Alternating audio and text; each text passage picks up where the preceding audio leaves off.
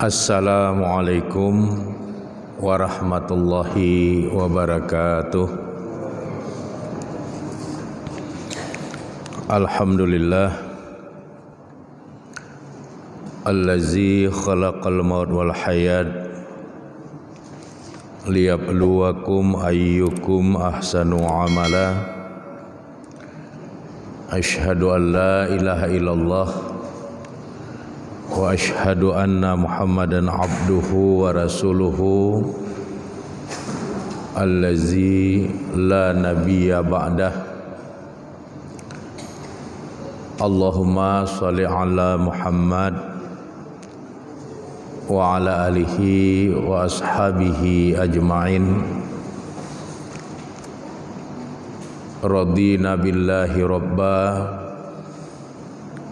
wa bil islami dina wa bi Muhammadin nabiyya wa rasula. Amma ba,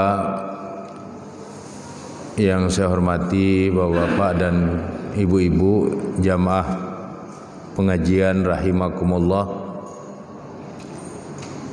Puji dan syukur kita sampaikan kehadirat Allah Subhanahu wa taala yang telah memberikan nikmat iman dan nikmat Islam sebagai dua nikmat terbesar dalam kehidupan kita, di mana tidak semua hamba Allah bisa mendapatkan anugerah nikmat iman dan nikmat Islam itu. Oleh karenanya bersyukurlah kita kepada Allah karena kita menjadi bahagian dari hamba-hambanya yang mendapatkan anugerah nikmat iman dan nikmat Islam. Mudah-mudahan dengan nikmat iman dan nikmat Islam itu kita dapat menata dan mengelola kehidupan kita dengan baik, sehingga kita menjadi hamba-hambanya yang soleh, menjadi hamba-hambanya yang solehah, bertakwa kepadanya, selamat dalam kehidupan di dunia ini, dan juga insya Allah akan selamat dalam kehidupan di negeri akhirat kelak. Selanjutnya salawat beriring salam tidak henti-hentinya kita mohonkan kepada Allah Subhanahu wa taala agar tercurahkan kepada Rasulnya Nabi Muhammad sallallahu alaihi wasallam beserta keluarga, para sahabat dan semua pengikut beliau yang setia hingga tegaknya hari berbangkit kelak. Adapun materi pengajian kita pada malam hari ini berkaitan dengan murtad dalam pandangan Islam. Kita akan melihat bagaimana Islam sebagai sebuah agama menjelaskan tentang persoalan murtad. Murtad itu adalah isim maf'ul, dalam bahasa Indonesia objek yang telah melakukan perbuatan riddah atau irtidad. Jadi perbuatannya namanya riddah atau irtidad, orangnya disebut murtad. Riddah atau irtidad itu adalah perbuatan seorang muslim atau muslimat yang membuat dia telah keluar dari Islam sebagai agamanya. Di dalam ayat-ayat Al-Quran kita menemukan beberapa ayat yang secara spesifik, secara khusus bercerita tentang murtad. Yang pertama surat An-Nahl surat ke-16 ayat 106. Di dalam surat An-Nahl ayat 106 ini Allah Subhanahu wa taala berfirman, A'udzubillahi minasyaitonir rajim. Bismillahirrahmanirrahim. Man kafara billahi mim ba'di imanihi. Siapapun yang kafir kepada Allah mim ba'di imanihi, setelah dia mengimaninya, maka ia akan mendapatkan murka dari Allah Subhanahu wa taala. Illa, kecuali man ukriha wa qalbuhu mutmainna bil iman. Kecuali siapa yang dipaksa untuk kafir padahal hatinya tetap tenang dalam iman Islamnya itu. Walakin man syaraha bil kufri sadran,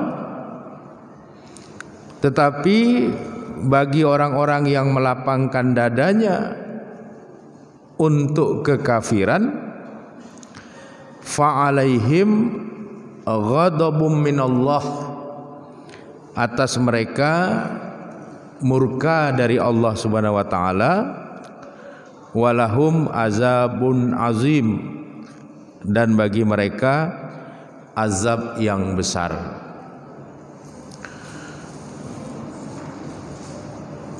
Berdasarkan surat An-Nahl ayat 106 ini, para ulama mufassir mu'tabar seperti Imam Abul Fida Ismail bin Katsir dalam kitab tafsirnya Al-Qur'anul Azim, seperti kitab tafsir At-Tabari yang ditulis oleh Imam Ibnu Jarir At-Tabari, dan beberapa kitab tafsir yang lainnya seperti kitab tafsir Al-Baghawi, menyebutkan bahwa Allah Subhanahu wa taala melalui surat An-Nahl ayat 106 ini ingin menjelaskan dua hal penting. Yang pertama, Allah ingin menjelaskan bahwa orang yang telah beriman kepada Allah kemudian dia kafir, maka Allah Subhanahu wa taala sangat murka kepadanya. Kemudian yang kedua,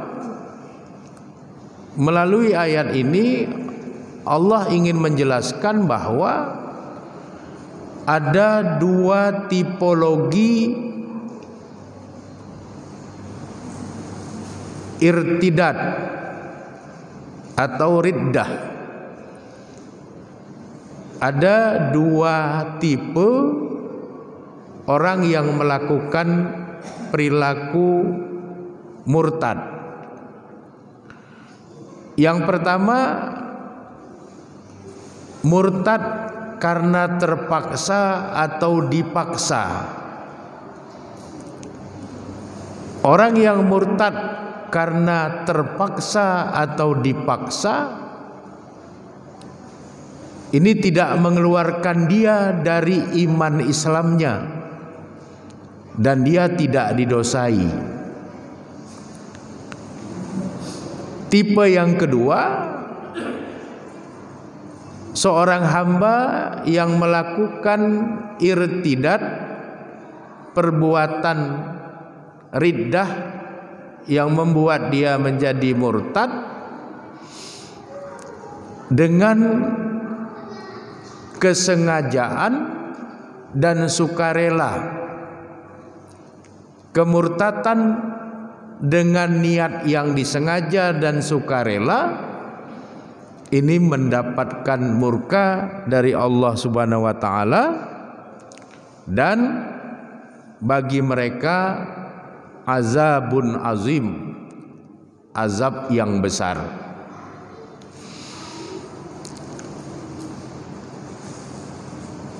Berdasarkan ayat ini, kalau terjadi irtidad,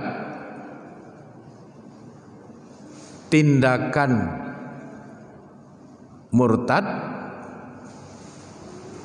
kita harus mencermatinya.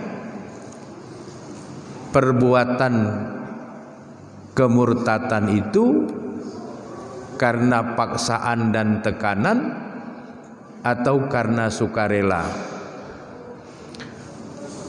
Kalau dia karena tekanan dan paksaan, dia dipandang tidak murtad, tetap dalam iman Islamnya dan tidak didosai. Tapi kalau dia murtad secara sukarela dan diniatkan di dalam hatinya untuk murtad, maka dia mendapatkan dosa yang sangat besar. Di hari akhirat dia akan mendapatkan azab yang besar, dan dia berada dalam kemurkaan Allah sepanjang hidupnya kalau dia tidak bertaubat kembali kepada jalan Islam yang benar. Kemudian Bapak dan Ibu-ibu jamaah pengajian rahimakumullah,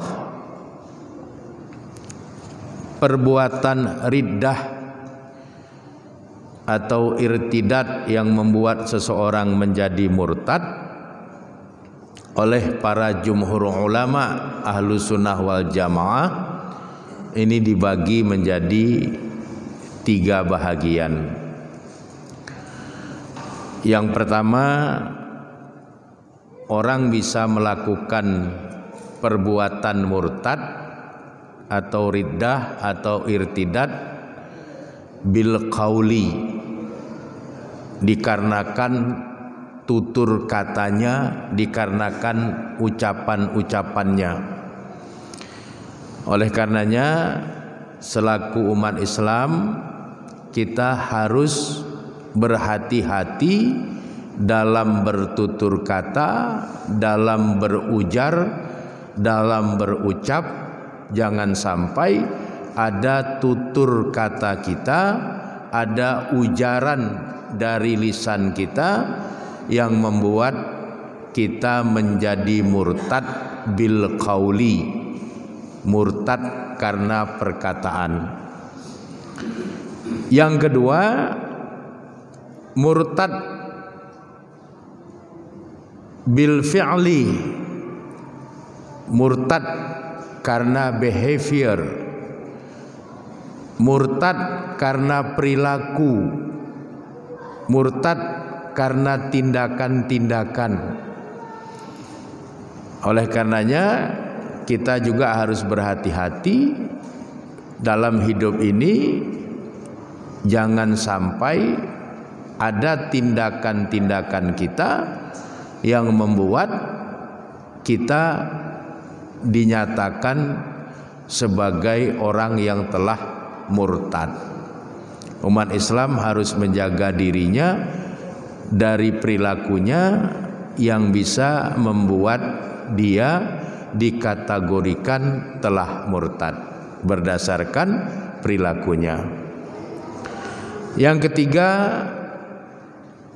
irtidad, ya, perbuatan murtad bil i'tiqad, dikarenakan i'tikad, berubahnya simpul iman yang ada di dalam batinnya.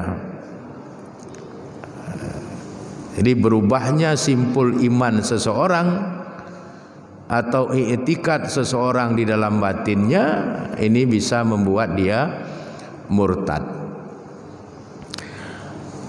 Lebih lanjut, di dalam surat Al-Baqarah ayat 217 Allah memberikan penjelasan, wa may yartadid minkum an dinihi, ya, penggunaan kata man dalam ilmu nahwu ini bersifat am, bersifat umum. Waman, dan bagi siapapun tanpa terkecuali. Yartadid minkum,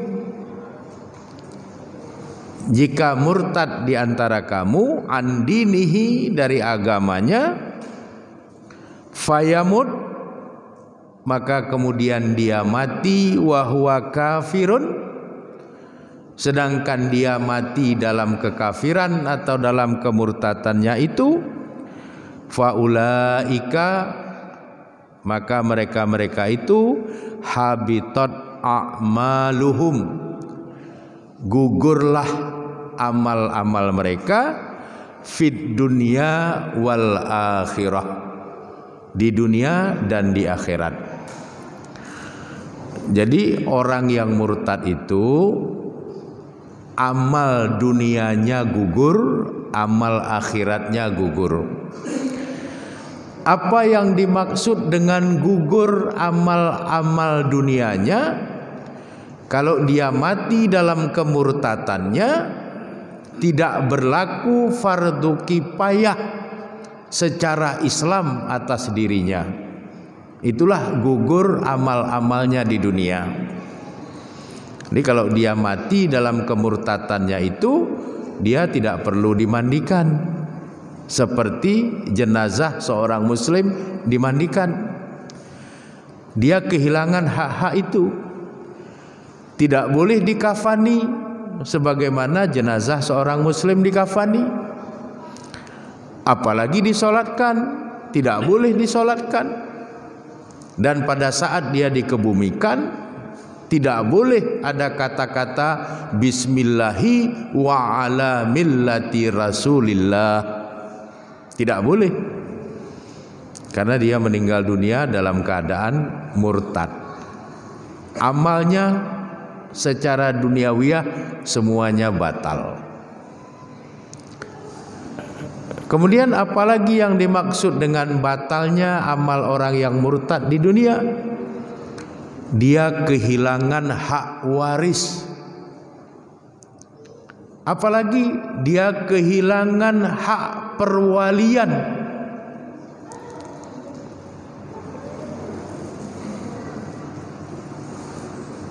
Tidak bisa dia menikahkan anak perempuan kandungnya kalau dia sudah murtad. Dia tidak bisa lagi mewarisi harta dari ayah bundanya yang Islam.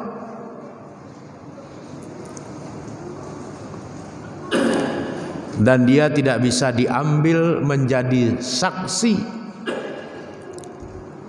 karena tidak diterima kesaksian orang yang sudah murtad. Itu yang dimaksud dengan habitat a'maluhum fid dunya, gugurlah hak-haknya dari amal yang sudah dia lakukan itu di dunia. Wal akhirah, dan dia tidak akan mendapatkan pahala nanti di hari akhirat. Dia menjadi zero pahala, tanpa pahala. Itu yang dimaksud dengan habitat a'maluhum fil akhirah. Dia enggak mendapatkan pahala di negeri akhirat. Dan tidak hanya sampai di situ, di dalam surat Al-Baqarah ayat 217 ini Allah melanjutkan firman-Nya, ulaika ashabun nar, mereka-mereka yang murtad dan mati dalam kemurtadannya itu ashabun nar, menjadi ashab, menjadi para sahabat neraka atau menjadi penghuni neraka. Tidak hanya sampai di situ, hum fiha khalidun, dan mereka di dalam neraka itu dalam kondisi yang kekal. Jadi orang yang murtad meninggal dunia dalam kemurtadannya, dia akan kekal di dalam neraka dalam pandangan Islam. Berbeda dengan orang Islam. Kalau orang Islam meskipun dia melakukan dosa besar, meninggal dunia dengan membawa iman dan Islamnya, atas dosa-dosa besarnya nanti di akhirat dia dihukum masuk neraka, selesai hukuman dimasukkan ke dalam surga. Kenapa? Karena dia meninggal dalam keadaan membawa serta Islam dan imannya. Makanya Allah mengingatkan kepada kita semua, wala tamutunna illa wa antum muslimun. Jangan kamu sekalian mati kecuali dalam keadaan Islam. Supaya apa? Supaya Allah memperlakukan kita berbeda dengan orang-orang kafir atau orang-orang yang sudah murtad.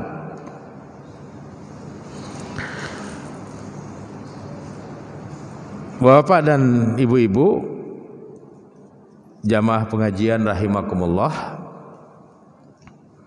Imam Nawawi, Imam Muhyiddin Abi Zakaria Syaraf bin Nawawi, seorang ulama besar dari mazhab Syafi'i yang wafat pada tahun 676 Hijriah, di dalam kitabnya Minhajut Talibin halaman 293 beliau menulis tentang perbuatan ar-riddah atau al-irtidad sebagai berikut. Ar-riddah, ya, perbuatan murtad itu hiya qata'al islamu biniyatin. Dia adalah perbuatan memutuskan Islam dengan niat. Jadi pada saat di dalam batin seorang hamba yang beragama Islam ada niat memutuskan hubungan dengan Islam sebagai agamanya, maka menurut Imam Nawawi dia sudah murtad bil i'tiqad. Au qaulin kufrin, atau seseorang itu sudah dipandang murtad kalau dia mengeluarkan kata-kata yang mengindikasikan dengan jelas dia sudah kafir. Misalnya ada seorang hamba bilang Tuhan aku bukan Allah, padahal dia Islam. Ini murtad bi qauli kufrun. Dia murtad dengan ucapan kafirnya. Au fi'li sawa, atau dia melakukan perbuatan-perbuatan yang sama dengan perbuatan yang mengindikasikan dirinya telah kafir. Dia datang ke suatu tempat di situ ada asnam, di situ ada berhala, kemudian dia sujud menyembah berhala itu padahal dia seorang muslim, maka dia sudah murtad.